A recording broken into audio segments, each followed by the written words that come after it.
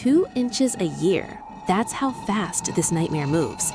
From a distance, you might mistake it for an ancient stone monument or a mysterious statue, but get closer and you'll realize it's breathing. This is the Obelisk of Enlightenment from the Dr. Nowhere universe, an entity whose flesh disguises itself as architecture.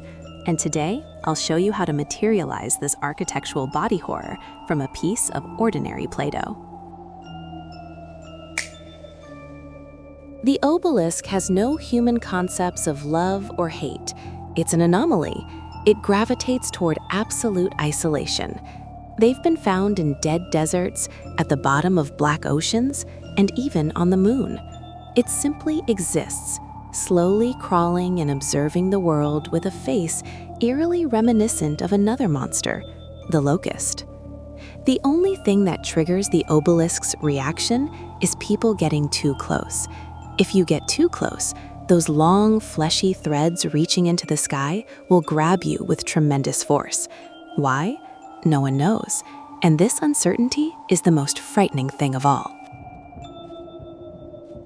But translating this concept into the real world turned out to be more difficult than I thought. Sculpting the obelisk was an engineering nightmare. The main problem were those fleshy threads. According to the lore, they stretch into the sky, connecting the creature to something unknown. Clay is heavy.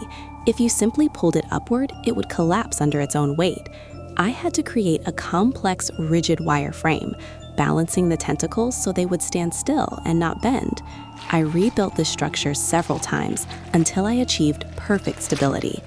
But that's why I'm showing you the entire process without any editing. No guesswork. Take some rigid wire, make a similar central rod, take some clay, and simply follow me step by step.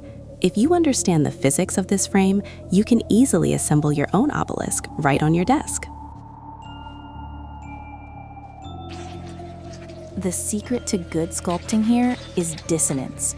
The shape tells us it's a pillar, but the texture should scream raw meat.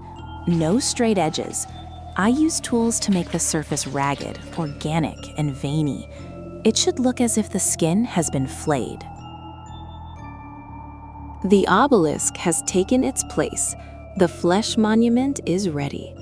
Come down to the comments. Tell me right now what you liked and disliked about this design. I read everything. Like it if you appreciate the dark art of sculpting, and be sure to subscribe to the channel.